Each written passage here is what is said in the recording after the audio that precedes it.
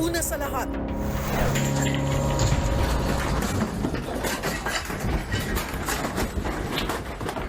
nagbagsakan ang mga gamit sa loob ng mga kwartong ito matapos yumanig ang magnitude 7.4 na lindol sa bansang Taiwan kaninang umaga. Sa labas naman, kita ring umuuga at halos tumumba na ang bahagi ng Taipei MRT. Marami ring gusali sa Taipei ang tuluyang tumagilid at bumagsak. Kabi-kabila naman ang search and rescue operations para sa mga natabunan. Ang update sa trahedyang yan, maya-maya lang. Live mula sa himpilan ng News 5. Simulan na ang balitaan dito sa Frontline Pilipinas. Magandang gabi Pilipinas, ikatlong araw ng Abril, taong 2024. Kasamang buong pwersa ng News 5. Narito na mga po frontline na balita. Arrest warrant laban kay Pastor Apollo Kibuloy inilabas na ng korte sa Davao. Big Dome ng Kingdom of Jesus Christ sa Davao City pinasok ng NBI. Nadatnan kaya ang pastor? Pinsala ng El Niño sa agrikultura, lagpas 2 bilyong piso na. Heat index sa Giwan Eastern Samar pumalo sa danger level na 46 degrees Celsius. Trust at approval kay Pangulong Bongbong Marcos lumagapak sa pinakabagong Pulse Asia Survey. Ratings ni Vice President Sara Duterte bumaba rin. Babaeng senior citizen sa Rosario, Cavite, patay matapos magkulungan ng tanker truck. Pribadong ospital sa Valenzuela, nahaharap sa reklamong serious illegal detention. Mga kaanak ng pasyente, hindi umano pinalalabas ng gusali hanggat hindi nababayaran ang kanilang bill. Gentleman's agreement ni dating Pangulong Rodrigo Duterte at Chinese President Xi Jinping gustong paimbestigahan sa Senado. Dating spokesperson ni Duterte na si Harry Roque may buwelta. Taylor Swift pasok sa listahan ng Forbes ng mga bilyonaryo sa buong mundo. At eto na nga, lumuhod ka sa lupa star Sara Labati at Kiko Estrada, makakasama natin mamaya sa paghahatid ng mga frontline balita sa showbiz. Naglabas na ng arrest warrant ang korte sa Davao City laban kay Pastor Apollo Kibuloy. Eksklusibong nakita ng News 5 ang pag-iikot ng mga tauhan ng NBI sa compound ng Kingdom of Jesus Christ para hanapin ang pastor. Live mula sa Davao City, nasa frontline ng balitang yan, si Jenny Dongon. Jenny, anong update dyan sa pagtugis kay Kibuloy? Cheryl, itinuturing ng pugante ang ngayon tinutugis na religious leader na si Pastor Apollo Kibuloy. Binigyan ng 10 araw ang NBI at mga pulis para maaresto siya. At kung hindi siya mahuli sa loob ng mga panahong yan, kakailanganin ulit ng korte na maglabas ng panibagong warrant of arrest. Alinsunod na rin yan sa batas. At kanina nga, Cheryl, sinimulan na ng NBI at mga pulis ang paghahanap kay Kibuloy at eksklusibong nakita natin yan.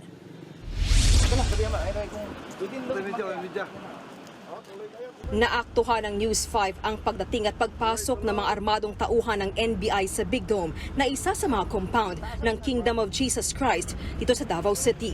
Bit-bit ng NBI ang warrant of arrest na inilabas ng Davao City Regional Trial Court Branch 12 laban kay Pastor Apollo Kibuloy na siyang founder ng Kingdom of Jesus Christ.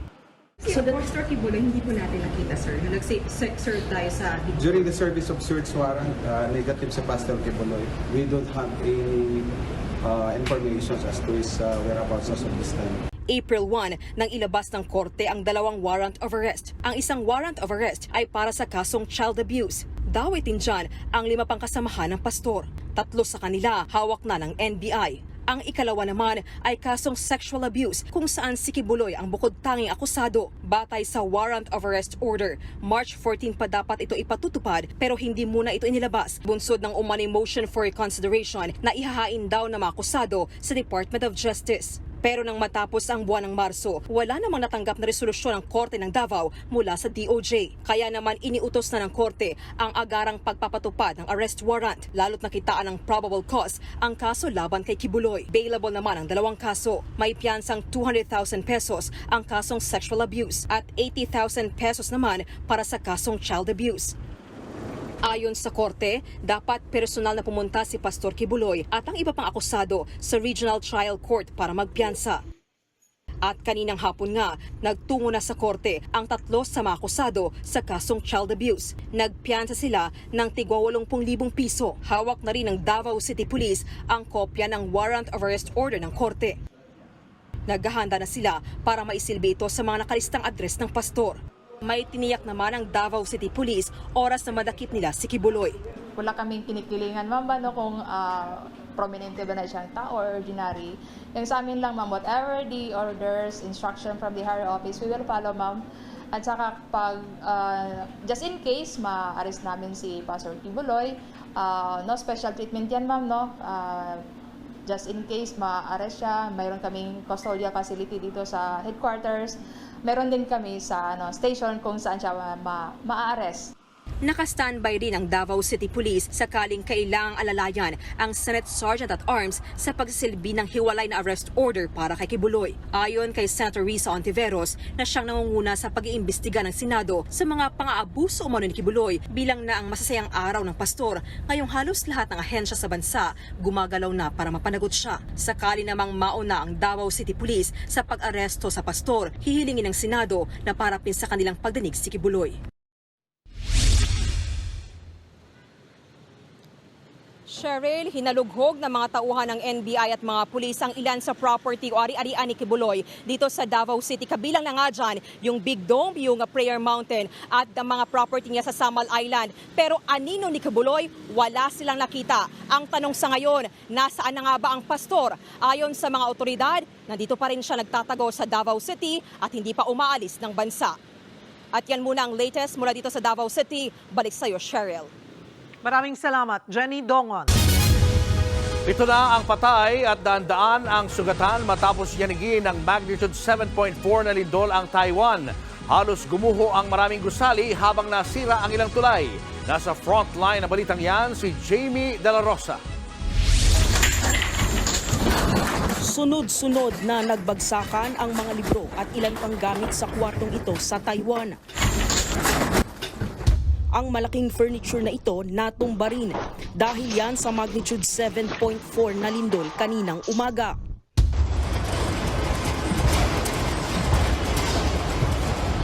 Sa tindi ng pagyanig, umuuga at parang babagsak ang bahagi ng Taipei MRT.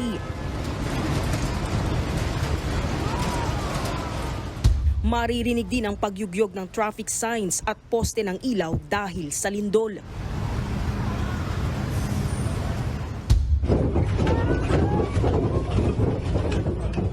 Tiyempo namang may biyahe ng tren nang lumindol, kaya ang mga pasahero sa loob ng bagon na ito hindi makapagsalita sa takot. Ayon sa uploader, may nasirang bahagi ng MRT bridge. Halos umapaw naman ang tubig sa fish pond na ito sa isang farm sa Changhua County. Ang lalaking ito saktong nagsuswimming ng lumindol. Tuluyan ng umapaw ang tubig sa pool na nasa itaas ng building.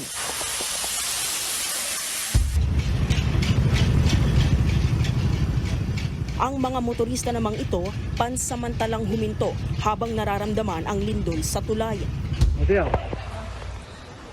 Sa tindi ng 7.4 na lindol, maraming gusali sa Taipei ang tumagilid. Ang babaeng ito maingat na nire-rescue sa tumagilid na building. May mga natrap pang residente sa ibang gusali.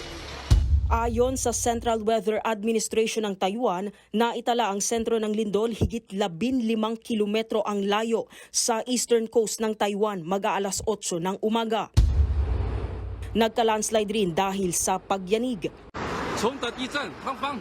Makapal ang usok sa bahaging ito dahil sa nagbagsakang bato mula sa bundok. Naputol din ang Hualien Bridge kung saan malapit ang epicenter. Ito na ang itinuturing na pinakamalakas na lindol sa Taiwan sa nakalipas na 25 taon. 7 na ang patay, higit 700 ang sugatan at patuloy pang nadaragdagan. Ipinag-utos na ni Taiwan President Tsai Ing-wen ang pagdedeploy ng mga militar sa mga apektadong lugar. Sa ngayon, maraming parte ng Taipei ang walang kuryente. Kinansila rin ang mga klase.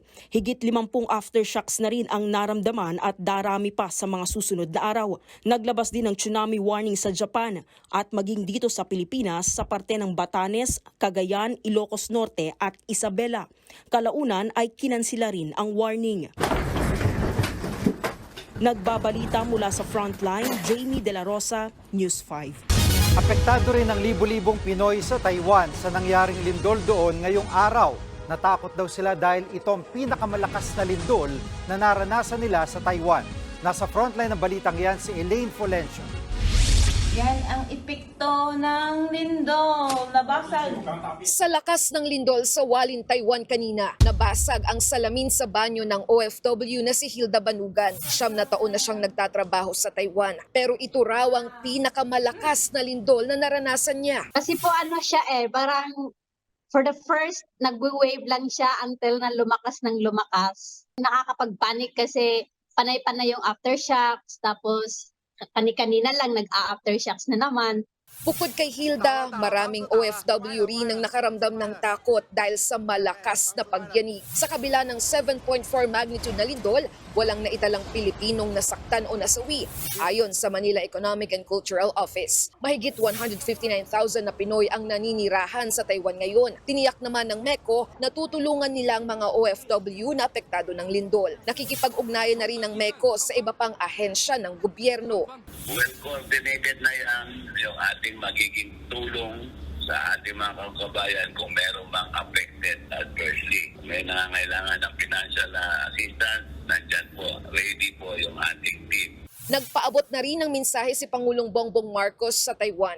Sinisiguro ng Pangulo na handang pamahalaan na tulungan at suportahan ng mga Pinoy roon matapos ang malakas na lindol. Nagbukas na rin ng 24/7 help desk ang Department of Migrant Workers para sa mga kaanak ng mga OFW sa Taiwan na gustong alamin ang lagay nila roon. May mga numero ring pwedeng tawagan sa Taiwan para sa mga OFW na nangangailangan ng tulong. Nagbabalita mula sa Frontline, Elaine Fulgencio, News 5.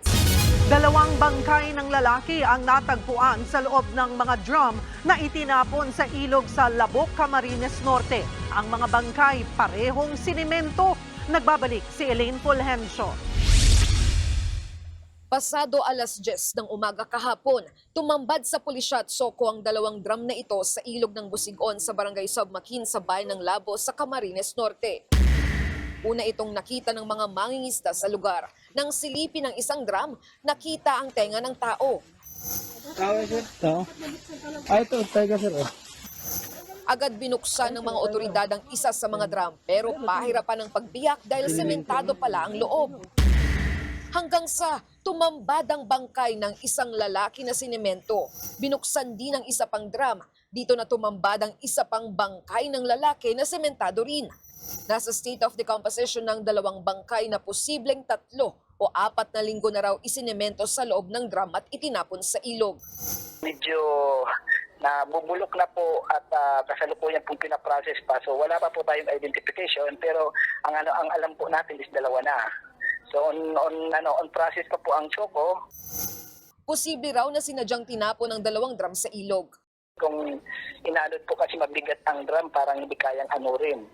So malamang po ilinagay dito sa area namin.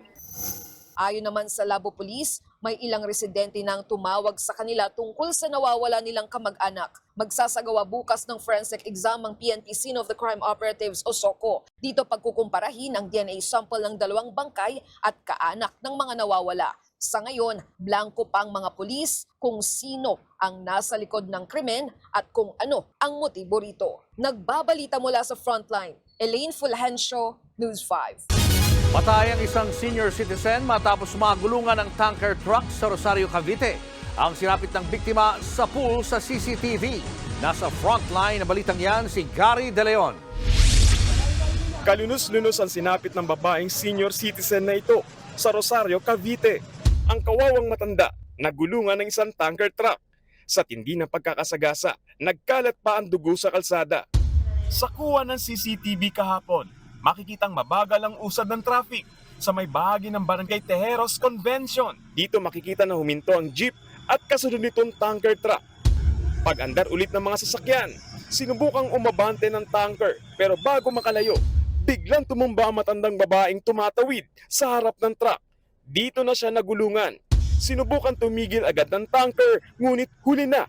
Dead on the spot ang 60 anyos na biktima. Kwento ng kapitbahay at kaibigan ng biktima, lumabas daw na walang pasabi ang biktima para tumawid ng kalsada.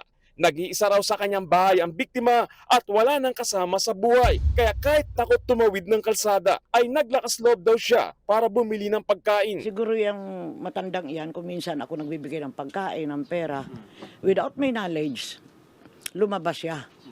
Ngayon, siguro, nag-alangan sa pagtawid. Nakatawid na raw yun eh. Eh may tricycle na dumaan ng paganyan, umatras. Ngayon, andyan na yung truck ng gasolina. Agad naman sumuko ang driver ng truck matapos ang insidente. Sa investigasyon, lumalabas na hindi napansin ng tsuperang matanda kaya't umabante ang truck. Tumanggi muna ang Rosario Police na pangalanan ng suspect habang pinoproseso ang kasong homicide laban sa driver. Panawagan naman ng kaibigan ng biktima. Nagbayad siya, kaukulang bayad. Yun lang masasabi ko sa kanya. Para naman fair doon sa buhay na inutang niya. Nagbabalita mula sa Frontline, Gary De Leon, News 5. Walang kadala-dala sa pangungutong ang isang dating traffic enforcer sa Malate, Maynila. Sinisante na nga siya noon pero inulit pa rin niya ngayon kaya sa kulungan ang bagsak niya. Nasa frontline ng balitang yan si Dave Abuel. Sa kulungan ang bagsak ng lalaking ito na nagpakilalang traffic enforcer ng Manila Traffic and Parking Bureau sa Malate, Maynila. Inirereklamo ng pangungutong ang suspect na si Lloyd Tolentino, 27 anyos. Positibo siyang itinuro ng motoristang na biktima sa kanyang modus. Ayon sa pulis, pinara ni Tolentino ang biktima at pinaratangan ng swerving o hindi maingat na paglipat sa mga lane. So yung biktima natin, alam na walang kasalanan, pero hiningihan pa rin siya ng pera. Ang sabi nung suspect natin, kung gusto mo, dito mo na ayusin ang problema para makauwi ka na. At nag-demand siya ng 200 piso. Nagbigay pa rin ng 200 piso ang biktima sa suspect dahil sa takot. Pero agad siyang nagsumbong sa mga nagpapatrolyang pulis. Dito na inaresto si Tolentino at nakuha sa kanya ang gamit niyang panikit, siyam na ID na karamihan na driver's license, 200 piso mula sa biktima, motorsiklo at MTPB ID. Pero nang suriin ang ID ni Tolentino, nakitang July 2020 pa ito expired. Sa certification na inilabas ng MTPB, lumabas na hindi na pala konektado si Tolentino sa MTPB magmula noong July 1, 2021. Ayon sa mga pulis, natanggal sa trabaho si Tolentino dahil din sa pangungutong. Nagpapanggap na lang siya ng lehitimong enforcer. Inamin naman ni Tolentino ang pangungutong. Mag-iisang buwan pa lang daw niya itong ginagawa. Hirap lang din po sa buhay. Pantos-tos lang po, pampamilya. Nasa kustodiya na ng Malate Police Station si Tolentino. Mahaharap siya sa mga reklamong robbery extortion at usurpation of authority. Nagbabalita mula sa Frontline, Dave Abuel, News 5. Kaliwat ka ng disgrasya sa mga construction site ang naitala sa Taguig at Antipolo. Ang isa nahulog at natusok ng bakal, habang ang isa natabunan ng lupa. Nasa Frontline ng balitang yan, si Brian Basa. Wala ng buhay ang lalaking ito nang makuha ng mga rescuers sa isang construction site sa Barangay de la Paz sa Antipolo, Rizal. Nasawi ang biktima na isang construction worker matapos matabunan ng lupa noong Lunes. Batay sa pagsisiyasat, binabaklas ng lalaki ang mga brace sa dingding nang bigla na lang gumuho ang lupa malapit sa kanyang pwesto. Higit 4 na oras siyang nabaon bago natagpuan ng mga rescuer. Sa kasamaang palad, hindi na siya inabutan pang buhay. Sa isa pang construction site sa Barangay Central Bikutan sa Taguig, nahulog naman sa basement ng itinatayong bahay ang 35 anyos na construction worker na ito. Ayon sa Taguig City Fire Station, nadulas ang lalaki mula sa ground floor habang nagtatrabaho. Sinagip siya matapos matuhog ng nakausling bakal na tumagos sa kanyang dibdib. Tumagal ng 30 minuto ang pag-rescue sa construction worker. Hirap ang mga rescuer dahil makitid ang lugar. Stable na ang lagay ng biktima matapos operahan. Napag-alamang walang safety equipment ang mga manggagawa sa construction site. Inaalam pa kung may building permit ito at kung sino ang may-ari ng ginagawang bahay. Nagbabalita mula sa Frontline, Brian Basa, News 5. Pinag-iingat sa heat stroke ang mga bata. Kaya nga sa ilang paaralan, suspendido ang klase dahil sa sobrang init. Nasa frontline ang balitang yan si JC Cosico. Nakapanlalagkit na 46 degrees Celsius. Ganyan kainit ang naramdaman ng mga taga-Giwan Eastern Samar kahapon base sa naitalang heat index ng Pag-asa. Sinundan niya na 42 degrees Celsius sa Cotabato City sa Maguindanao at Catarman, Northern Samar. Sa gantong temperatura, posible ang heat stroke. Dahil sa tindi ng init na sinabayan ng El Nino, nadagdagan pa mga suspendidong klase sa iba't ibang panig ng bansa ngayong araw. Walang face-to-face classes sa lahat ng antas, pampubliko o pribado sa Pasay City ngayong Miyerkules. Gayon din sa Angeles City, Bacolor, San Fernando City at Mabalacat City sa Pampanga, pati na sa San Jose, Tarlac. Nagsuspende rin sa Liloan, Minglanilla, Talisay City, Consolacion, Cordova, Naga City, San Fernando at Toledo City sa probinsya ng Cebu. Ilan sa kanila magkakaroon ng modular classes. Suportado ni House Basic Education and Culture Chairman at Pasig City Congressman Roman Romulo ang mga suspension. Hindi pa raw kasi weather resilient o akma sa mainit na panahon ang mga paaralan sa bansa. At lumalabas talaga na sa ngayon, ito talaga yung siguro mas makakatulong para tuloy-tuloy rin yung pag-aaral at yung mental wellness. Yung combination ng ay mapangalagaan natin. At kahit mga street vendor, iniinda rin ang tumitinding init. Si Violi, hindi lang isa, dalawa, kundi 3 payong na ang gamit sa pagbebenta ng prutas. Ito, dinadagdagan yung payong po para medyo malilim yung pagtitinda. Para kang bibigay na pag mainit na. Doble init naman ang iniinda ni Gary na babad sa pagpiprito ng street food. Sakit talaga sa ulo. Masakit sobra. Titigil mo muna magluluto. Ganon, para hindi masakit yung ulo mo. Inuman ko na lang ng tubig. Stroke kasi yung kalaban natin. Nauna nang sinabi na Pag-asa na posibleng magtagal pa ang mainit na panahon hanggang Mayo. Kaya babala ng Department of Health ngayong tag-init, mataas ang tsansa ng heat stroke. Pati mga bata pwede ring tamaan. Yung temperatura natin ay lumalampas para kang may lagnat at ang problema kasi hindi siya maka-cool down. Dahil mainit ang paligid, hindi natin mailabas yung init ng katawan natin. Kaya tayo ay natutuyuan, nadidehydrate at nawawalan ng malay. Sakaling makaranas nito, makakatulong ang pagpupunas ng malamig o pagpapahid ng yelo sa kilikili o singit ng pasyente. Kung di naman mawala ng malay ang na-heat stroke, pwede siyang paliguan. Babala ng DOH, pwedeng ikamatay ang heat stroke kung hindi maaagapan. Nagbabalita mula sa Frontline, JC Cosico, News 5. Pumalo na sa mahigit 2 bilyong piso ang pinsala ng El Nino sa agrikultura. Pinaka napinsala mga tanim na palay, gayon din ang mga mais at iba pang high-value na pananim gaya ng kape at gulay. Pinaka-apektado naman ang matinding tagtuyot ang Mimaropa at Western Visayas na parehong kilala sa produksyon ng bigas at mais. Sa laki ng pinsala sa agrikultura, maraming magsasaka ang umaaray. Bibigyan sila ng tulong pinansyal ng Department of Agriculture. Nakikipag-ugnayan din ang ahensya sa Department of Labor and Employment para mabigyan ng ibang trabaho ang mga apektadong magsasaka.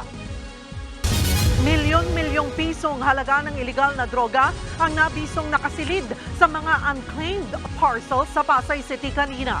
Ayon sa Bureau of Customs, higit 12 milyong pisong halaga ng cocaine na ang nasabat.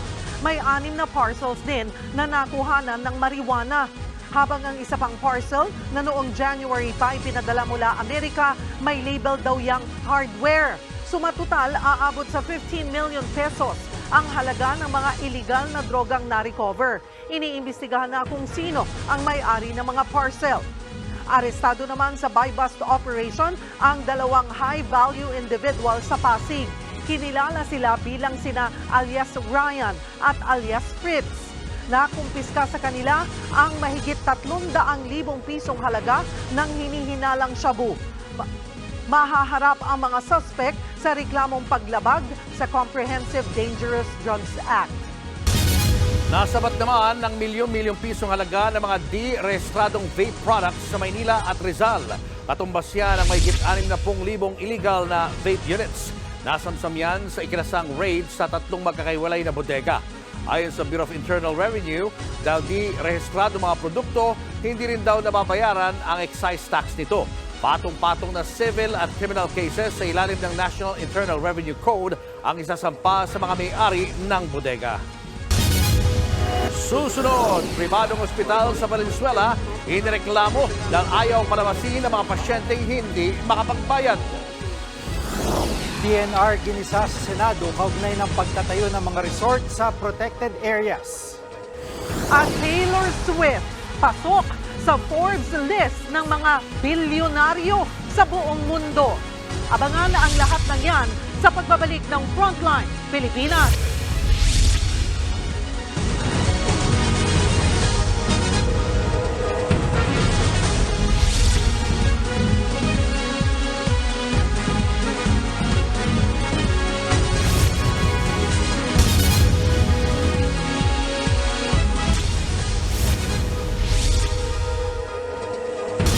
Nakaapekto na raw ang banggaan ng mga Marcos sa Duterte sa pagbaba ng tiwala ng publiko sa pagtatrabaho ni Pangulong Bongbong Marcos at Vice President Sara Duterte.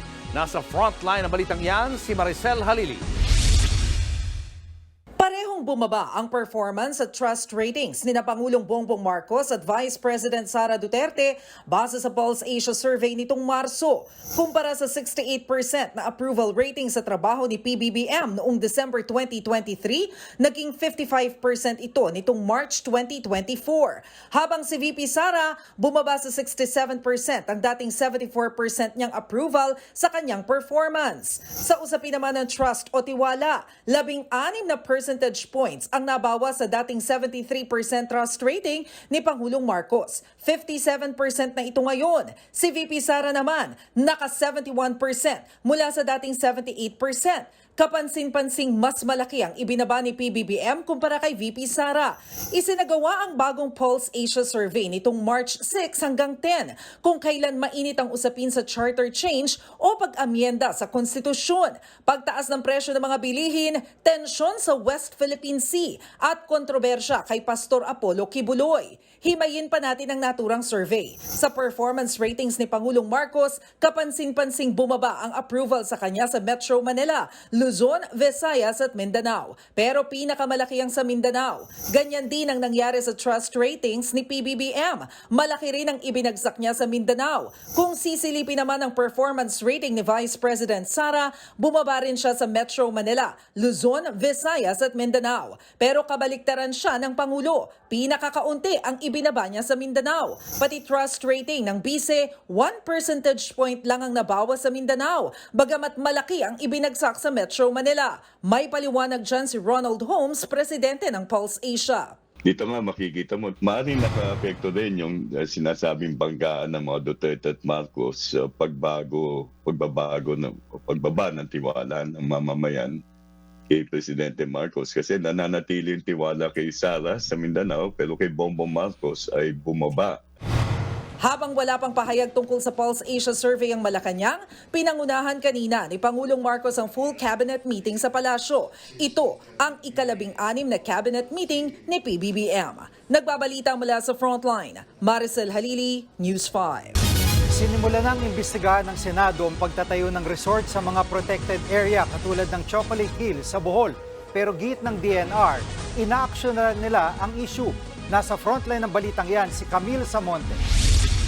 Matagal na pong naging pabaya kayo dyan sa DNR. Yan ang giit ni Senator Raffy Tulfo sa pagdinig ng Senate Committee on Environment, Natural Resources and Climate Change, kaugnay ng mga kontrobersyal na pagtatayo ng resort sa ilang protected areas. Ayon sa mga senador, hindi nagagampanan ng Environment Department ang tungkulin nitong protektahan ang kalikasan. Mismong DNR daw kasi ang nagbibigay ng Environmental Compliance Certificate o ECC sa itinatayong resort sa Chocolate Hills sa Bohol. Patuloy pa rin sa pagiging pabaya. Lumilitaw tuloy na kayo po yung mga protektor ng mga nagsisirang kalikasan. At the moment, ang dating sa aming lahat, on paper lang tong konsepto ng protection. Walang actual implementation. It's just parang on paper na declared siyang protected pero hindi talaga siya protect.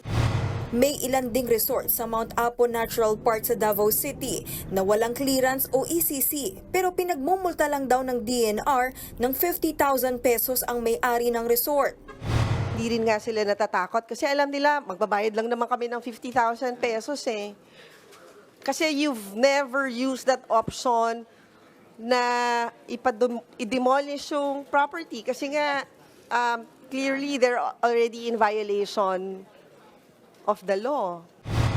Ayon sa DNR, ang Protected Area Management Board na binubuo ng mga barangay officials ang nagbibigay ng building permit kaya na itatayo ang mga resort. Pero hindi kumbinsido si Senator Cynthia Villar. ECC, completely DNR yan. Ha? So, wag nyo ipalusot yan. Pati kayo kasali. Pag nag-issue ng ECC, kasali ang DNR. Pwede nyo pa ipalusot yung PAMBI, may local government doon, but ECC kayo lang yan. Walang nag-i-issue ng ECC kundi ang DNR. So kasalanan yan ng DNR. Para sa mga senador, nagtuturuan at naghuhugas kamay ang DNR sa issue. Mahilig kayo dito magturuan, kundi magturuan maghugas ng kamay. Ang pinakalas, sinabi niyo po, Secretary Loizaga, it was before your term, okay? Sige, granting gano'n na nga. Now, ikaw na nakaupo at alam mo may mga violation, correct it. Don't blame other people. Don't blame the previous administration. Itinanggi naman ito ni DNR Secretary Maria Antonia Yulo Loizaga. Anya, pinaiimbestigahan na nila ang mga illegal na resort at pinasuspindi na niya ang lahat ng ECC application sa mga protected area. We are not pointing fingers here. We are acknowledging the facts on the ground. We are acknowledging the gaps in the law. And we are acknowledging also the possible gaps in our implementation, having seen that, in fact, these structures were erected even if these are in protected areas. Gusto rin daw baguhin ni Loizaga ang mga miyembro ng Protected Area Management Board. Hindi raw kasi lubos na naiintindihan ng barangay officials ang implikasyon ng pagbibigay ng ECC sa mga protected area. Bibigyan naman ng pagkakataon ng mga resort owner na magpaliwanag sa susunod na pagdinig ng Senate Committee. Nagbabalita mula sa Frontline, Camille Samonte, News 5. Pinasususpindi muna ng Department of Agriculture ang pag-aangkat ng galunggong at ilan pang isda. Nabisto kasing ibinebenta ang mga inaangkat na isda sa mga palengke kahit bawal. Nasa frontline ng balitang yan, si Shyla Francisco. Hanggang ngayon, may mabibili pa ring mga imported na galunggong sa ilang palengke. Pero ang ilan pala sa mga yan, illegal na ibinebenta. Hindi na kasi dapat nagbabagsak ng mga imported na galunggong sa mga palengke at supermarket. Nagsimula na kasi ang fishing season, kaya marami ng huli ang mga lokal na mangingisda. Pero nabisto ng Department of Agriculture na ang mga imported na GG na nakalaan na lang dapat sa malalaking industriya gaya ng hotels, restaurants at manufacturers, ipinupuslit sa mga palengke. Ayon sa Samahang Industriya ng Agrikultura o SINAG, racket na ito ng ilang importer. Instant cash siya kasi nga, bukod sa di ka nadadaan sa process ng kanin, mas malaki ang tutubuin mo dahil ipasok mo lang siya as local o pantay mo sa local. Kikita ka kagad dahil 230, 240. Sa taya ng DA, hanggang 100,000 toneladang imported na galunggong, pati na mga bonito at mackerel ang patagong ibinabagsak sa mga palengke kada taon. Wala naman talaga tayong toro, kumbaga, first border control. Pagbagsak niyan, hindi mo naman mga kanabi pa sa pupunta yan. Instead na pupunta yan sa mga cold storages, dumidiretso sa palengke. Kaya para solusyonan ng problema, ipinatigil muna ng DA ang pag-i-issue ng import permit sa pag-aangkat ng galunggong, bonito at mackerel ng mga food manufacturer. Well, I'm from the industry, as you know. Technically, alam ko lahat ng kalokohan na nangyayari dyan. And of course, I had to study from December until February kung ano yung mga kailangan gawin in order to prevent this. The way to deal with this is cancellation nga of galunggong, mackerel and bonito sa FAO 195 na pwede import. Kasi yun lang naman dinadivert talaga in huge quantities. Kasalukuyang iniimbestiga na ng Department of Agriculture kung paano napasok sa mga palengke ang ilang isda na dapat sana ay para sa processors lang. Pero gihit nila, hindi nila target parusahan ang mga nagbebenta sa palengke. Tututukan daw ng kanilang crackdown ang mga importers na nasa likod at may kasalanan kung bakit nangyari ito. Nagbabalita mula sa Frontline, Shaila Francisco, News 5. Showbiz, eto na nga! Mga kapatid, eto na nga ang mga umaarangkadang showbiz balita ngayong Miyerkules. It's official. Kinumpirma na ng Forbes na bilyonarya na ang singer-songwriter na si Taylor Swift. Ang kanyang yaman, karamihan naman ay dahil sa kanyang ongoing concert series na The Eras Tour. Bukod dito, may ilan na ring malalaking real estate property si Taylor sa New York, Beverly Hills, Nashville at mansyon sa Rhode Island. Isa lang ang pagiging official billionaire sa mga latest na milestone ni Taylor. Last February lang nang makuha niya ang kanyang 4th Grammy for Album of the Year. First din po ito sa music history. Eto pa nga, mukhang all is well na rin kina Dennis Padilla at sa kanyang anak na si Leon Barreto. Sa Instagram, may pa-birthday greeting si Dennis kay Leon kahapon with matching throwback photo pa yan ng mag-ama noong bata pa si Leon. Nag-thank you naman si Leon sa kanyang papa. Ang comment na yan ni Leon agad namang pinusuan ng libo-libong netizen. 2 years ago lang nang magkaroon ng tampuhan si Dennis at ang kanyang mga anak dahil sa di pagbati sa kanya sa Father's Day.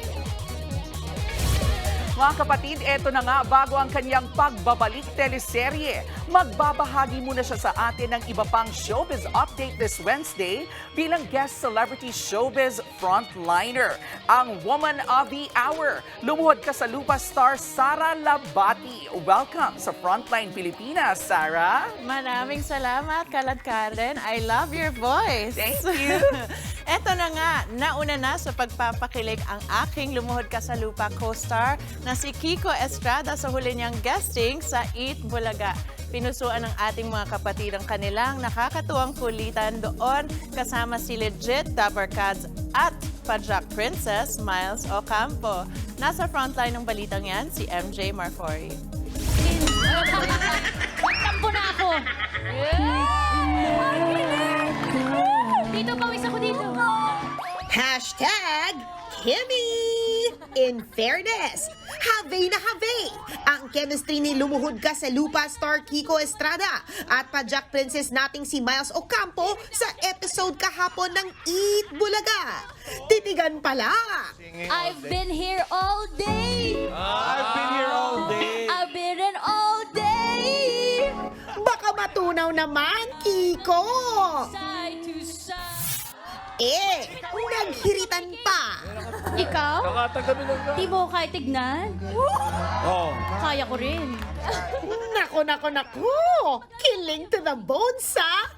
Kapansin-pansin naman ang all-out support ng co-dabarkads ni Miles na si Maine Mendoza. Teka lang, parang namumula ka. Ang init ng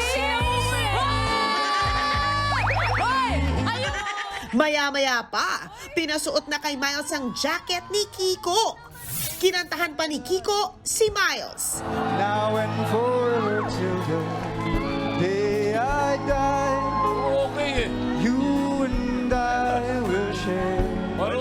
Dahil sa makulit na nakakakilig na guesting na yan, ang mga netizen napakomment na lang ng hashtag KimmyMore.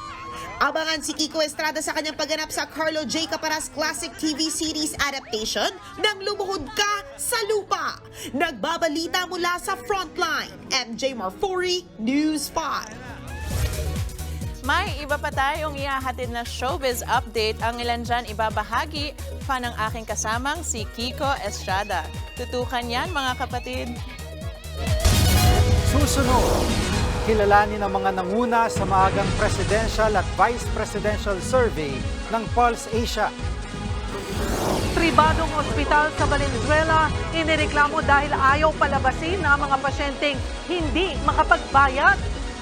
At Cebu Provincial Government kakasuhan ang National Museum dahil sa nakaw na pulpit panels mula sa simbahan ng Bolhoon. Yan at iba pa sa pagbabalik ng Frontline Pilipinas.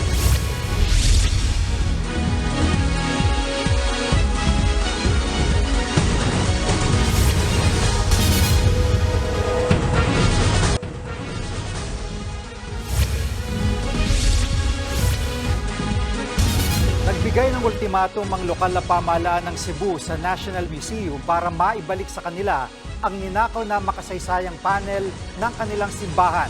Kung hindi raw makikipagdialogo ang National Museum, maghahabla na raw sila sa korte. Nasa frontline ng balitang yan si John Aroa. Desidido na raw magsampa ng kaso ang provincial government ng Cebu laban sa National Museum of the Philippines. Iyan ay kung hindi pa rin ibabalik sa kanila ang mga pulpit panel na yan, na pagmamay-ari raw ng Archdiocesan Shrine of Patrocinio de Maria Santissima sa Buluon, Cebu. Sa mga larawang ito nakuha noong 1895, kita nakakabit pa ang panel sa pulpito ng simbahan. Pero nung panahon ng yumaong Archbishop Ricardo Cardinal Vidal, bigla na lang daw itong ninakaw. Makalipas ang 4 na dekada, lumutang ang mga ito sa National Museum. Pebrero ngayong taon nang idonate ng isang negosyante ang mga panel sa National Museum. Sa mismong kopya ng Deed of Donation nakasaad na legal owner ng panels ang donor. Kinumpirma rin sa dokumento na galing nga sa Santissima Shrine ang mga relic. Una nang nilinaw noon ng National Museum na lehitimong nabili ng donor ang mga imahen. Pero ayon kay Cebu Governor Gwen Garcia, kailangang ibalik sa kanila ang mga panel. The provincial board has already given me the authority to institute the proper action, legal action, in order to retrieve the Bolhoon panels. Dahil sa issue, hiningi na ng National Commission for Culture and the Arts ang opinyon ng Office of the Solicitor General. Ayon naman sa OSG, kailangan munang patunayan ng Archdiocese of Cebu na sa kanila nga ang panel at talagang ninakaw ito sa simbahan bago sila makapagdemand na maibalik ang panel.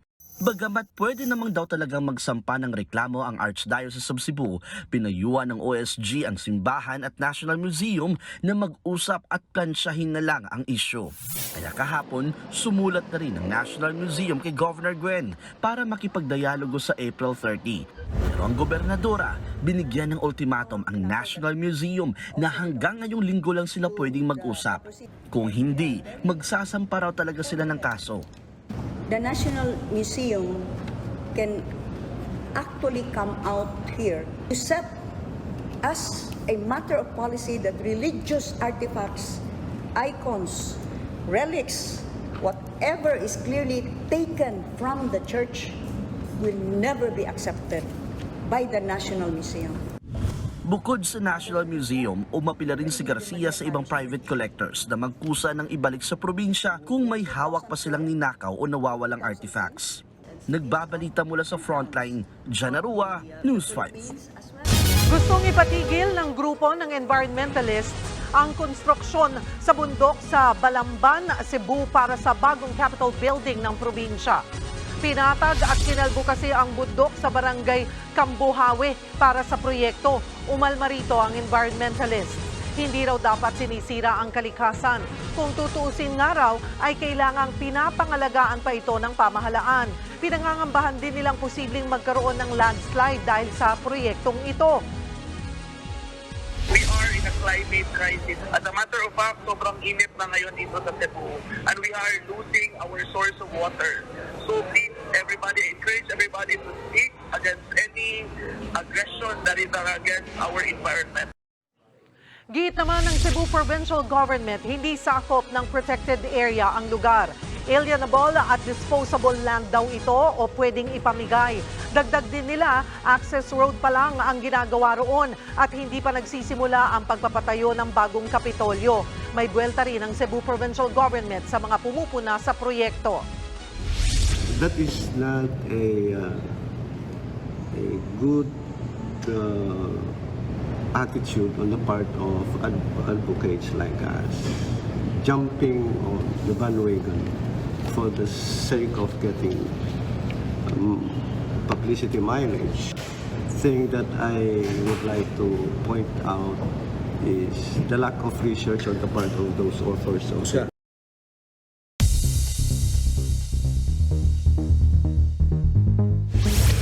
Pinaulanan ng bala ang isang paaralan sa bansang Finland. Ang gunman ay isang 12 anyos na lalaki.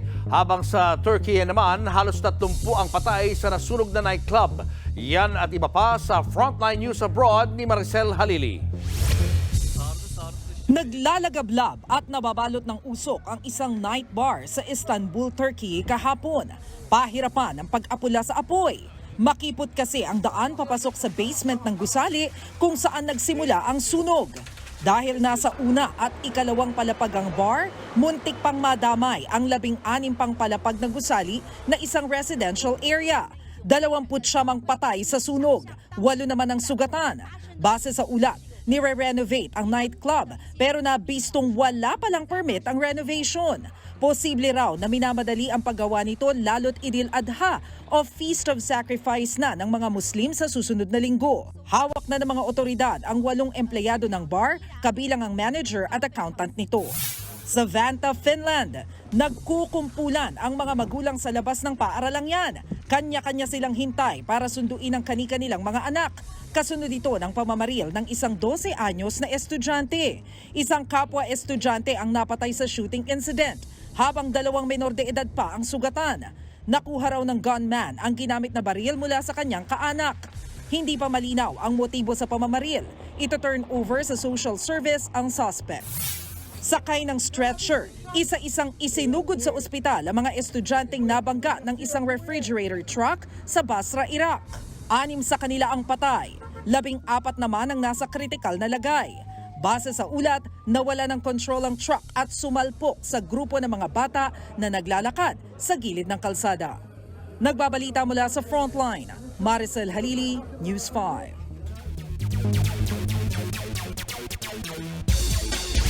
O sa mga kapatid, dinagdag sa Gilas Pilipinas Pool si Japet Aguilar at Mason Amos at siguradong magiging malaking tulong sila sa paghahanda ng kupunan. Sasama sa Original 12 ang parehong forward at makikipaglaban para makapasok sa lineup ng FIBA Olympic Qualifying Tournament sa Riga, Latvia na magaganap sa July. Pinalaki ni Coach Tim Coe ng player pool kung sakali daw na may mga injuries na maganap bago ang first window. Hindi naman bago si Aguilar at Amos sa Gilas program, lalo na si Aguilar na veterano na sa international play at kasama sa kupunan na nanalo ng ginto sa nakalipas na Asian Games, habang si Amos naman ay dating parte ng Gilas Under-18 at naglaro din sa 2023 FIBA World Cup qualifiers. Lipat naman tayo sa weightlifting. Sasama na din sa growing list ng mga pambato natin ng Pilipinas para sa Olympics si John Februar Ceniza. Nag-qualify si Ceniza pagkatapos bumuhat ng total of 300 kg sa men's 61 kg category sa International Weightlifting Federation World Cup sa Phuket, Thailand. Dahil din dito, siguradong top 10 na siya sa kanyang weight class na mag-a-advance sa Phuket Worlds. Si Ceniza ang pangalawang weightlifter na magre-represent sa atin sa Olympics at makakasama niya ang 20 anyos na si Rose G. Ramos. Parami ng parami ang mga Pinoy at Pinay na sasabak sa Olympics, mga kapatid. Truly world-class nga naman ang ating mga atleta. Huwag kayong alis, sports pa tayo mamaya. Susunod, Koreanong nagnakaw sa bahay ng kapwa Koreano sa Cebu, patay sa engkwentro. At sa ating kaialaman, pangangati ng ulo, hindi raw dahil sa kagat ng puto, kundi dahil sa kanilang laway. Tutok lang mga kapatid, magbabalik pa ang Frontline Pilipinas.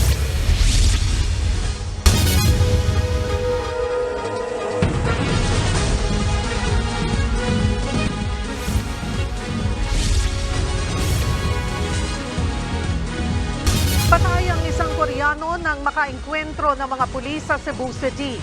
Naaktuhan siyang nagnanakaw sa bahay ng kapwa niya, Koreano. Nasa frontline ng balitang yan, si John Aroa.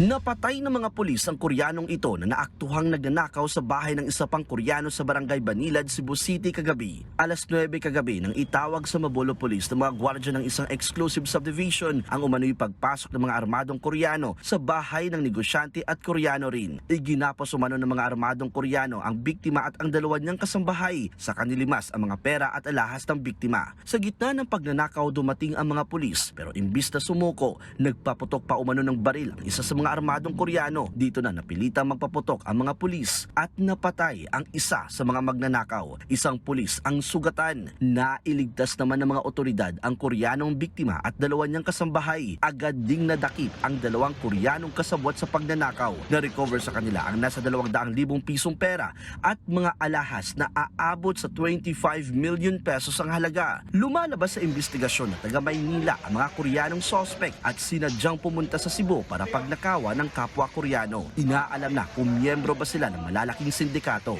Kung ano ba, kung nagawa na ba nila ito dati, hindi pa natin masabi ng mga Koreano yung mga target nila, basta that's part of our further investigation.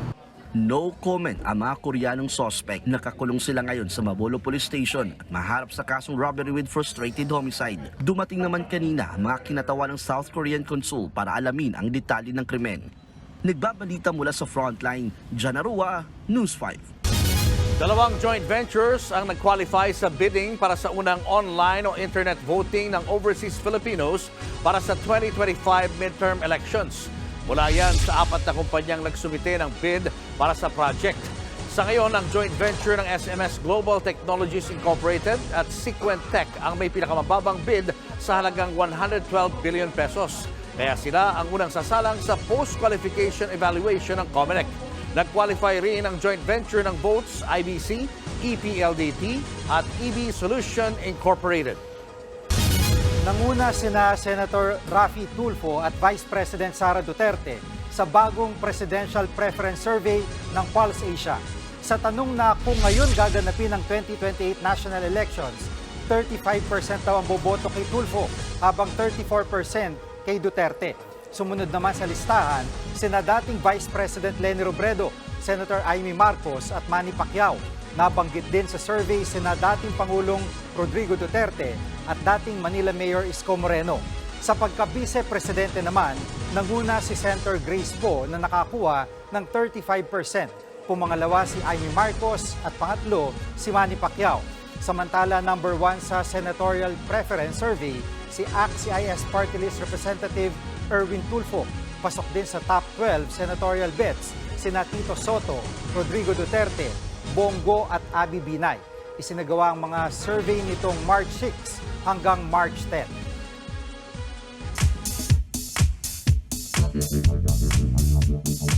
Mga kapatid, pasintabi lang po. Talagang mapapakamot ka ng ulo kapag meron kang kuto. Lalo na ngayong tag-init. Inhit sa pagpaparami ang mga kuto. Sa pag-aaral nga po ng New York City Health Department, kapag pumapalo na ng 23 hanggang 38 degrees Celsius ang init, nangingitlog na ang mga kuto. At kada isang kuto, alam nyo bang kaya nitong mangitlog na aabot sa 50 hanggang 300 lisa? Ang dami! At taliwas po sa mga sabi-sabi. Wala pong kinalaman ng hygiene sa pagkahawa ng kuto. Basta may buhok, pwede kang magkaroon nito. Nilinaw rin po ng mga eksperto, walang ibang sakit na pwedeng idulot sa iyo ng pagkakaroon ng kuto. Sadyang iinit lang ang iyong ulo sa kakakamot. Pero hindi po yan dahil sa kanilang kagat, kundi dahil sa kanilang laway o low saliva. Eto, para sa mga minsan ng tinakot na lilipa rin ng mga kuto, gumagapang lang po ang mga pesting ito at hindi nakakalipad. Hindi nga rin ito kayang tumalon. Iyong kanilang mga paa parang nakadisenyo talaga para kumapit lang sa ating mga buhok. Para kahit papano'y makaiwas dito.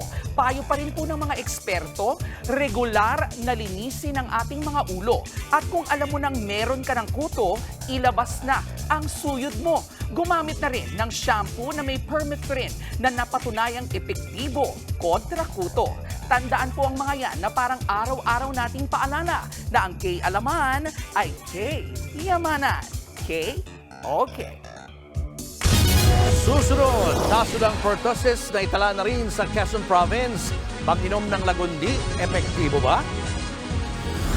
At Calvin Abueva, suspendido na. Pinagmumulta pa matapos mahuling nag-dirty finger sa laro. Marami pa kayong mga balitang dapat malaman sa pagbabalik ng Frontline Pilipinas.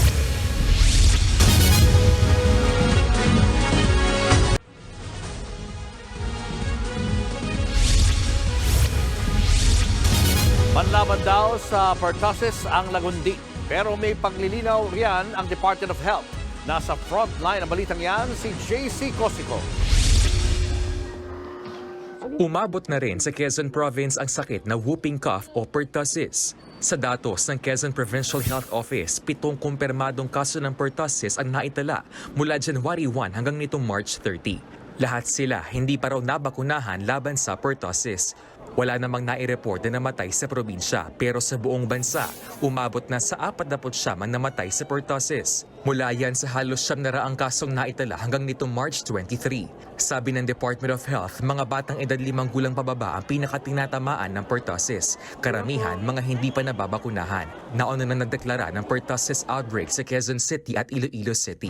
One possible reason is baka ang ating kababayan, simula nung nag-call tayo ng attention na merong pertussis outbreak na nangyayari, baka naging mas maingat sila. Sa ngayon, plateauing o hindi tumataas o bumababa ang mga naitatalang kaso ng pertussis sa bansa. Malalaman pa raw ng DOH sa loob ng 4 hanggang 6 na linggo kung may epekto ang pagbabakuna ng pentavalent vaccine sa thread ng mga kaso. Within the next few days after vaccination, pwede pa rin mahawa yung bata or pwede pa rin siya makahawa. Pero habang tumatagal, after 1 week, after 2 weeks, hindi na siya tatablan. Kaya bibigyan natin ng panahon para tingnan natin yung resulta kung tumatalab na siya. Umorder na ang DOH ng 3 milyon doses ng pentavalent vaccines. Habang wala pa, mungkahin ni Senator Francis Tolentino gumamit muna ng herbal medicine gaya ng lagundi panlaban sa pertussis. Paalala lang ng DOH, bagamat makakatulong ito sa mga sintomas gaya ng ubo, hindi ito ang mismong lunas sa sakit. Hindi siya antibiotic. Ang gamot sa pertussis ay antibiotic. Nare-reseta yan. Hindi yung lagundi yung maggagamot dun sa mikrobyo ng pertussis.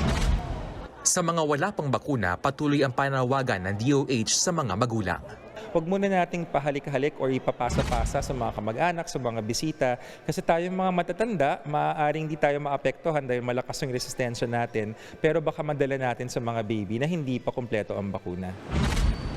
Nagbabalita mula sa Frontline, JC Cosico, News 5. Tinawag ni Senador Risa Hontiveros na katraidoran ng gentleman's agreement na dating Pangulong Rodrigo Duterte at Chinese President Xi Jinping. Gusto niyang paimbestigahan sa Senado. Nasa frontline ng balitang yan si Marian Enriquez. This gentleman's agreement is treasonous. Kung totoo itong kasunduan, mukhang isinuko nga ni Duterte ang teritoryo ng Pilipinas. Gusto nang paimbestigahan ni Senator Risa Hontiveros ang issue sa kung meron nga ba o walang gentleman's agreement sa pagitan ni na dating Pangulong Rodrigo Duterte at Chinese President Xi Jinping. Yan ay para pigilan ang rehabilitasyon ng BRP Sierra Madre sa Ayungin Shoal. Ayon kay Hontiveros, kapag isinuko ng Pilipinas ang BRP Sierra Madre, parang pinayagan na rin natin ang China na okupahin ang ating exclusive economic zone. Lalong tumaas ang... Pero ayon kay dating presidential spokesperson Harry Roque, ang mga pahayag at resolusyon ni Hontiveros ay patunay ng matinding kamangmangan ng senadora sa batas. Kung siya'y maninirang puri rin naman sa dating presidente, dapat ang gamitin niya ay tamang krimen. Ang treason, hindi yan po pwedeng malitis. Hindi po pwedeng treasonous ang sinasabi niya dahil wala naman tayong giyera sa panig ng Pilipinas at ng China. Dagdag pa ni Roque, ano ba mas importante? Mawala ang presensya natin sa Sierra Madre dahil haharangin pati ang tubig at ang pagkain? Or siguraduhin natin hindi mawawala doon ating kasundaluhan? Siyempre, mas mabuti na naroon tayo, nakaposisyon tayo sa Ayungin kaysa tayo'y mawala. Nauna nang nagpaalala si Defense Secretary Gibo Teodoro na hindi tayo dapat mahulog sa patibong ng China tungkol sa mga usapin ng pangako. Inililihis lang daw nito ang ating atensyon sa mga illegal na aktibidad ng China sa West Philippine Sea. Matapos lagdaan ni Pangulong Bongbong Marcos Jr. ang EO-57 na nagpapalakas sa ating maritime security, inaasahan namang sunod na ipapasa ng Pangulo ang panukalang Maritime Zones Act. Dito pagtitibayin ang ating maritime rights and entitlements na mahalaga sa Pilipinas at layunin nitong maritime security. Maipasaman, paano naman kung paulit-ulit pa rin na mangharas ang China? I know the mood of the public is frustrated. Let me just state that our resupply missions will never stop. Our resupply missions to Ayungin Shoal, our commitment to maintaining BRP Sierra Madre LS-57 will always be there. Pagtitiyak ng National Security Council, gagawa sila ng paraan para magtuloy-tuloy ang resupply mission. Sa gitna ng issue, naghahanda naman na raw ang bansa para sa Trilateral Summit sa pagitan ng Japan, Pilipinas at Amerika.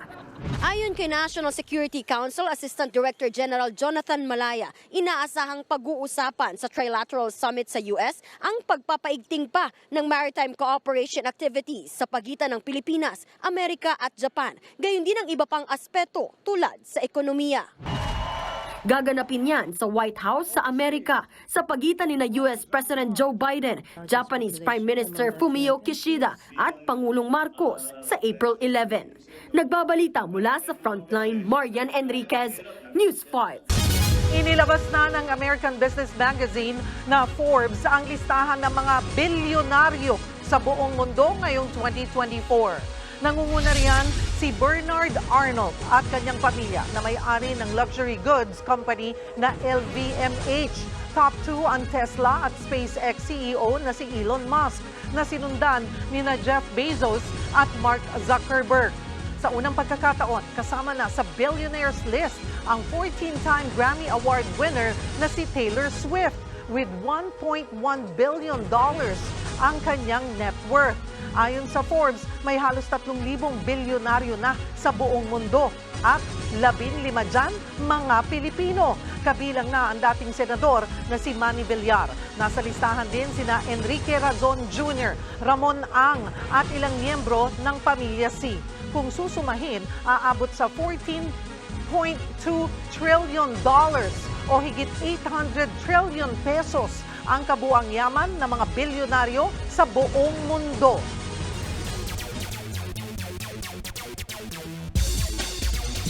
Mga kapatid, binagsakan na naman ng fine si Magnolia Hotshot star Calvin Abueva pagkatapos na huli na nag-middle finger sa laro nila kontra Ginebra. Ayon kay Commissioner Willie Marcial, suspended ng isang laro si The Beast at binagsakan siya ng 20,000 peso fine. Nagsorry naman daw si Abueva at inamin na para yon sa isang fan na minura daw siya. Ang advice naman ni Kume sa kanya ay isumbong na lang sa PBA official sa mga ganung fans para sila na daw ang umaksyon. At sa volleyball, tuloy ang momentum ng NU Lady Bulldogs pagkatapos dominahin ang UE Lady Warriors in straight sets sa ongoing UAAP Season 86. Nagpakita ng lakas ng Lady Bulldogs at nilimit ang UE sa 14 points sa first and second set habang 12 lang sa third. Nanguna para sa kanila si Alyssa Solomon na nagtala ng 14 points. Nag-ambag naman ng 13 on 8 attacks, 4 blocks and 1 ace si Bella Belen. Akyat sa 8 wins and 2 losses ang Lady Bulldogs at palapit na sila ng palapit sa pag-secure ng Final Four spot. At speaking of the Final Four, siguradong ando na ang UST Golden Tigresses pagkatapos talunin ang Adamson Lady Falcons in 4 sets. Umakyat sa 9-1 ang UST at nangunguna pa din sa standings. At yan ang mga pandi ng sports news today. It's your sports Tito Mike Reyes. Peace and love.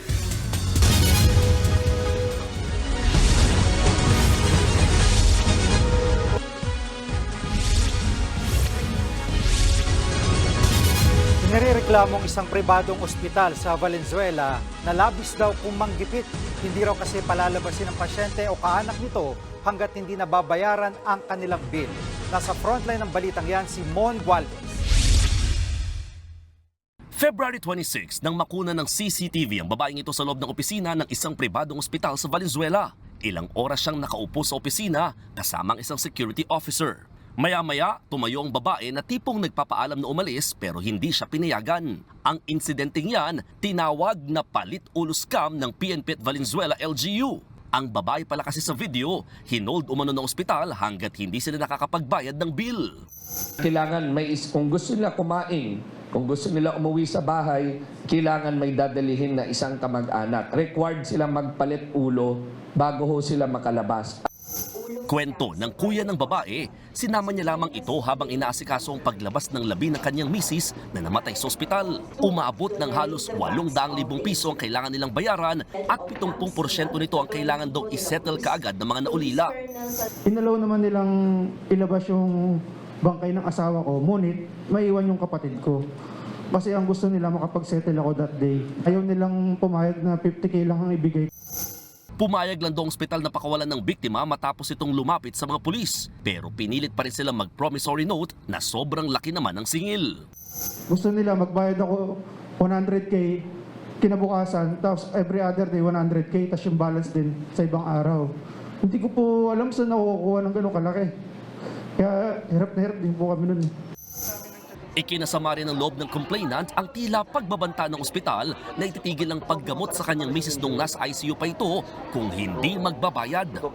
Nanghiram ako sa mga kasama ko sa trabaho, nanghiram ako sa mga kaibigan ko, nanghiram ako.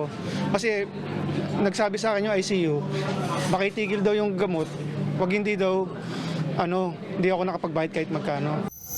Bago ito, may isa pa palang na biktima na 3 araw hinold o hindi pinalabas ng ospital mula noong February 14. Gaya ng naunang biktima, namatayan din ng asawang nasabing complainant. Pinayagan din siyang ilabas ang labi ng mister. Pero hindi raw pwedeng umalis ang biktima hanggat hindi bayad ang mahigit kalahating milyong pisong bill. Hindi ko na po alam kung ano po ang gagawin ko po. Kasi nasa labas na po yung asawa ko, nakaburol na po siya. Tapos ako nasa hospital, kaya hindi ako makatulog. Kakaisip kung ano pong gagawin ko. Maswerteng nakatakas lamang daw sa likod na bahagi ng paggamutan ng biktima. Ang naturang pribadong ospital, diretsahang pinangalanan ng Valenzuela LGU. Nakasanayan na ng ACE Medical Center, ewan ko ba kung bakit napakalaking hospital ito, negosyo po ito, may gastusin sila. Pero meron naman paraan po of holding on doon sa mga pasyenteng hindi makabayad po, no? Ang pag-withheld ng death certificate, ang pag-withheld, pag-sign po ng promissory note, those are the usual natin practice. Pero po, yung pag-illegal detention na po, ang pag-detain po sa tao na talaga pong aping-api na, yun po ay hindi po acceptable po para sa akin. Base sa Republic Act 9439 o Anti-Hospital Arrest Law na naipasa noong 2007, bawal mag-detain ng pasyente o kaanak nitong hindi makapagbayad ng hospital bills o iba pang medical expenses. Naisabatas din ng Republic Act 10932 o Anti-Hospital Deposit Law na nagbabawal naman sa mga pagamutan na maningil ng bayad bago tugunan ng atensyong medikal ng isang pasyente. Aminadong Valenzuela City LGU, hindi na bago ang ganitong insidente lalo't mula noong taong 2019 ay minatanggap na silang halos kaparehong reklamo. Ang problema, tila taliraw ang kamay ng lokal na pamahalaan dahil marami sa mga humingi ng tulong hindi naman tumutuloy sa pagreklamo at pagsasampa ng kaso. Pinuntahan ng News 5 ang sangkot na ospital pero walang humarap sa amin at nagpaiwan lamang sila ng numero. Sa ngayon, nagsampa na ng reklamong serious illegal detention at slight illegal detention ng mga biktima laban sa ilang tauhan ng ospital at security agency nito. Sa isang counter affidavit naman, sinabi ng pamunuan ng ospital na walang illegal detention na nangyari. Nakipag-ugnayan na ang lokal na pamahalaan sa Department of Health para maimbestigahan din ang insidente. Nagbabalita mula sa Frontline, Mon Gualvez, News 5. Showbiz, eto na nga! Mga kapatid, eto na nga, nag-uumapaw na kilig ang hatid ng pa-surprise ni Alden Richards kay Catherine Bernardo. One night, a few moons ago, I saw flecks of what could have been lights. Sa birthday party para kay Kath, bigla na lang dumating si Alden na may daladalang isang malaking bouquet ng bulaklak. With matching gift pa yan mula sa isang kilalang French luxury brand. Sa ilan pang video, kita pa ang sweet na pagpapapicture together ni na Catherine at Alden. Napansin din ng ilang netizen na tila magkapareha ang suot nilang sing-sing. Naging malapit na magkaibigan si na Catherine at Alden sa 2019 box office hit nilang pelikulang Hello, Love, Goodbye. At para naman sa iba pang update, makakasama rin natin ngayong gabi bilang guest celebrity showbiz frontliner ang isa sa mga pinakasinusubaybayang leading man ngayon, ang bibida sa much-awaited kapatid series na Lumuhod Ka sa Lupa, Kiko Estrada. Kiko, welcome sa Frontline Pilipinas. Maraming salamat, Kalad Karen.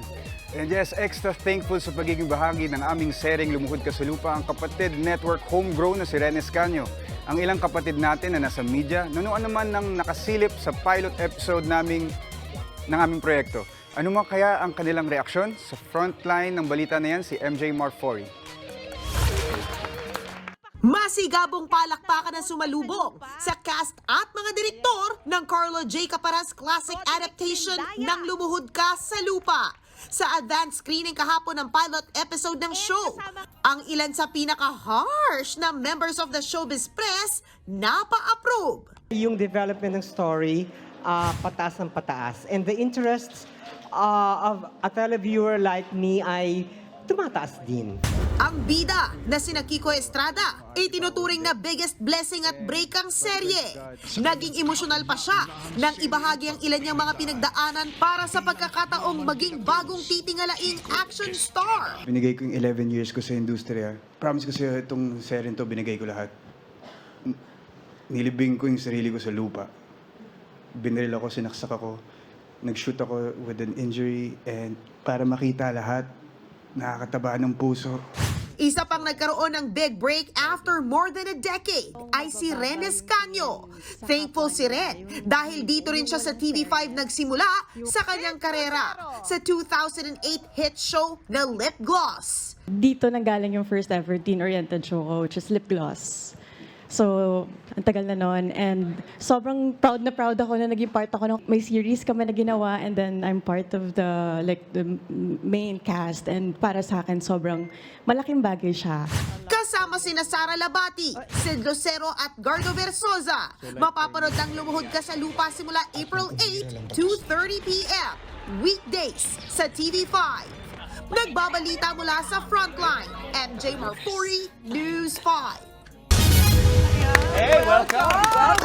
Thank you. Thank you for having us. Nag-enjoy ba kayo? Pwede, no? Super nag-enjoy. Parang sabi ko nga, ano sabi ko sa'yo? Ikaw na magre-relieve sa akin pag absent ako. Okay, like Sara Labati. Brother, sports. Gusto mo sports? Nakakabahan ako eh. Nakabahan na ako kanina. Kaya mo yan, kaya mo yan. Enjoy lang. Okay lang to. Invite mo na yung mga Lumuhod Ka sa Lupa. Sana po panoorin niyo at supportahan ang aming show. Lumuhod Ka sa Lupa, airing na this April 8, yes. right after Itbulaga, Itbulaga. 2:30 p.m. Pagkatapos ng Itbulaga, like what Sarah said. Yes, and a catch-up episode ng Sari Sari Channel at 8 p.m. Yeah, sana po supportahan niyo po. Thank you Ayan. so much. Good luck sa inyo. At narito na ang ating no holds barred Q&A. Unahin natin si Sarah. Magtatanong na kami, isa-isa May one-on-one, tanong. ha? I'm ready. Ready ka lang, ready ka lang. Buti na lang wala ng oras. At yan ang mga balita at impormasyong dapat niyong malaman sa araw na ito. Mga balita para sa may alam at may pakialam. Kami ang inyong mga kasangga sa Frontline Pilipinas.